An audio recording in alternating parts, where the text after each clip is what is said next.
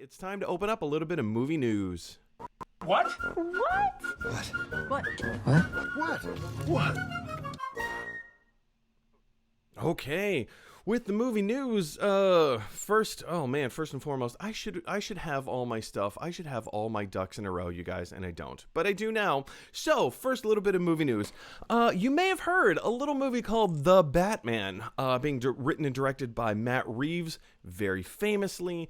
They came out at DC Fandom a few weekends ago. Maybe more like a month ago. Was it? I think it was over a month ago. The Batman has been delayed. Surprise, surprise. Not just Batman, but Dune has been delayed. Shazam 2 has been delayed. And not just these movies. Matrix 4 has actually been moved forward. We'll talk about that in a minute. But you guys, I feel like every single day you turn on the news and like after you get through political news, because it's election season. There's tons of politics in the news right now. Once you get past all of the political news, then you start to see, hey, this movie just got delayed. Hey, this movie theater is closing. Hey, this other movie got delayed. So here, what we're going to do, I'm not going to focus that much on the Batman because it's kind of, I think we all kind of intrinsically know by this point, hey, if a movie was slated to come out in 2020, it's getting pushed back to 2021. Now, there are still a few films that are holding their 2020 release date. Let's go ahead and talk about those. So what I've done is I pretty much made a comprehensive list of all the movies currently, as of today, as of right now of this taping, or live stream, I guess. These are all, not all the films, but, a lot of the big blockbustery, the big name films. These are the ones coming out on these particular dates. Currently, we have 4 new movies still slated to come out in 2020. I mean, there's a few kind of smaller indie films. Like I said, we're not going to talk about some of the smaller ones, but the big one, the big money makers, the movies that the theaters need to earn the revenue to stay in business. These are the films we're going to talk about. So in 2020, we have 4 films coming out. Soul is still slated for November 20th. Free Guy, still slated for December 11th. Coming to America, December 18th. I have a strong feeling that one's going to move. Wonder Woman 1984 coming out on Christmas Day. So these are the films we currently have for 2020. Stick with me because 2021, it's a long list. Pretty much the vast majority of movies that were supposed to come out this year are getting pushed back to 2021. And the movies of 2021 are still staying in 2021. So 2021 is going to be a jam-packed year. And this is a big if they hold on to their release dates. I don't anticipate them holding on to their release dates, especially the ones in the first half of the year. And we'll go through them. Ghostbusters Afterlife, March 5th. Raya and the Last Dragon, March 12th. Morbius, March 19th. No Time to Die, April 2nd. A Quiet Place, Dose, April 23rd. Black Widow, May 7th. Godzilla vs. Kong, May 21st. Fantastic. Fast and Furious, F9, whatever we're calling it. F9, May 29th. I'm going to put it right there as the cutoff point. All the movies that I just listed from March through May, March through May, I have a feeling those are still on the chopping block to get moved. I think they're going to get moved. That's my own personal theory based on everything else that's happening. Just a thought. And then we go into Jurassic World Dominion, June 11th. In the Heights, June 18th. Venom, Let There Be Carnage, June 25th. Let's jump down to the next page. Like I said, you guys, this is a long list. Bear with me. Top Gun Maverick, July 2nd. Uncharted, July 6th. Shang-Chi and the Ten Rings, July 9th. Jungle Cruise, July 30th. Halloween Kills, October 15th. Notice there's a huge gap in there. We go from July 30th to October 15th. We'll talk about that in a minute. Dune, October 21st. Snake Eyes, October 22nd. The Eternals, November 5th. Mission Impossible 7, November 19th. I still think that's going to be delayed even further. West Side Story, December 10th. Matrix 4, December 22nd. So we started this off by talking about Batman. The Matt Reeves' Batman is getting pushed to 2022. March 4th, 2022 is currently where the Batman is slated to debut. Doctor Strange in the Multiverse of Madness, March 25th. Keep in mind, this is 2022. This is more than a year and a half away from now. The Flash, November 4th. Also November 4th, Mission Impossible 8. And then currently, the next big movie that we have on the slate is in 2023, Shazam 2, Fury of the Gods, coming out on June 2nd. That should hold its release date. I mean, it's so far away. So far away. Todd, I just spent the last hour talking about every release ever to come out in this year, next year, and then years to come. First of all, let me ask you this. What are your initial thoughts of all these movies being pushed back from 2020 to 2021? 2, do you think that the movies that are currently in 2021, as of today, as of this taping, all the films that are currently slated for 2021, do you think they're going to hold a release date? And lastly, do you think they should? Thoughts? You know, it's a lot to unpack. I think it's a ripple effect. You know, you drop a pebble in the water, and you know the ripples get bigger as they go out. So I think you're absolutely right that we're not going to see all the films that you just listed for 2021 meeting those release dates. Another thing that studios often consider is competition. There are certain times a year that they want certain films to open. For example, I can't imagine Top Gun Maverick not being a summertime movie.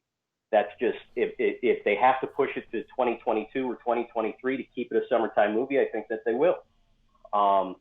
You know, it's tough. I really feel for the movie theaters, having being a former theater employee like I was. You know, we understood that our outrageous prices for concessions and soda and popcorn was the only way that the theater was going to stay open and make money. And I think if I may jump in there in that regard, that's what the vast movie-going audience doesn't understand, is that is how the movie theaters stay in business. It's not from the ticket sales of the movies, which are, you know, in New York City, I don't know what they're like in Connecticut, but traditionally they're around $20 a pop. And it's the vast majority of that money is not staying with the theaters. That's going to the studio. The studio is taking the majority of that money.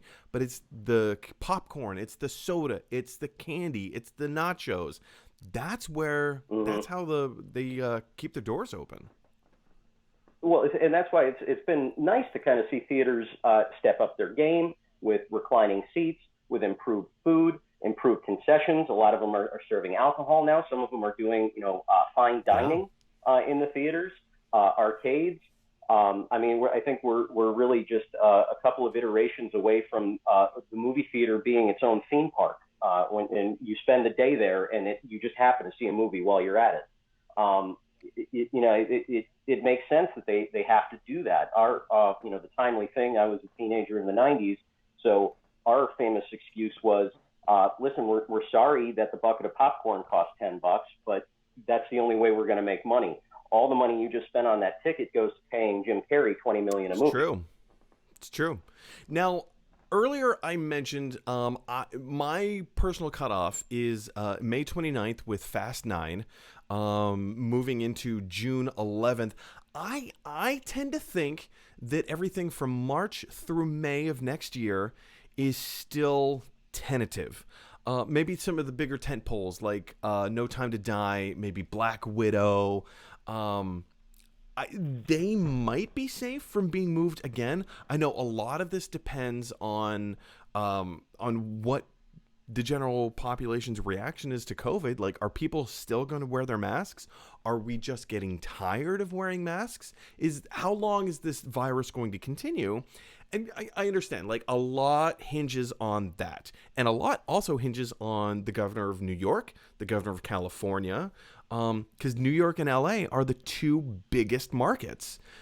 As, you know, one of my peers recently commented on YouTube saying there's something about the New York market. And yes, the LA market as well, but there's something very specific about the New York market that if it doesn't come out in New York, the prestige is gone, you know? And if we don't have these big New York premieres or big LA premieres, okay, yeah, maybe we could have some London premieres, okay, but it's not the same. The movie industry, first of all, is in the United States. Second of all, it's in LA. And if we don't have premieres in the two biggest cities in the United States, it's almost kind of, it becomes a little negligible. So, well, I mean, it's pop culture too, because if it's not, I mean, not to disparage flyover states. No, but definitely not. You have two epicenters of culture, and the pop sensibility comes from the East and the West Coast in those two major cities. And if they're not talking about it, the rest of the country is not going to get that trickle down information of, hey, this is really good, this is really cool, you should go see it. And without that informed opinion of the quote unquote cool populace on the west, East and West Coast, I think a lot of people are going to be reluctant to maybe shell out that money for those big ticket prices to go and again, have to wear a mask and social distance and have that sort of lackluster movie-going experience, not knowing if this is really any good. So how far away do you think we are from New York State, New York City? Because New York State and New York City are two very different things. It's very possible that New York State would open up, but New York City stay closed. How far away do you think it is from New York City opening up and LA County opening up? I all I get is what I see on YouTube and the local news. I know here in Connecticut, we've taken a very slow and steady approach. I personally appreciate that. I haven't been to, I'm a full-time Monday through Friday employee, but I have not been to my office since late February. Wow. I've been completely working from home. I think I can count 2 customer-facing appointments that I've been on, and they were with the same customer. And for a sales organization that like the one I work in, that's pretty surprising that we're still at that stage here in Connecticut. And I get the sense that in New York and LA, they want that same slow and steady approach. And of course, they're dealing with it on a much larger scale. Populations are so much bigger. So I think they need to tread even lighter and be more careful than we've been in Connecticut. So I don't see it. I certainly don't see things speeding up. Obviously, without a vaccine, without more effective treatment, and all that stuff needs to be widely available. Yeah, I agree. Well, guys, question to you is: how far away do you think it is that that theaters in New York and LA are going to stay shut down? Do you think that films that have already been pushed back? Do you think this is their actual opening dates? Do you think theaters will be able to stay open long enough to start showing some of the big tentpole films, the big money makers, so that they can stay in business? Or do you think these, the big name films are going to continue to get pushed back? Do you think Soul is the next one to come out?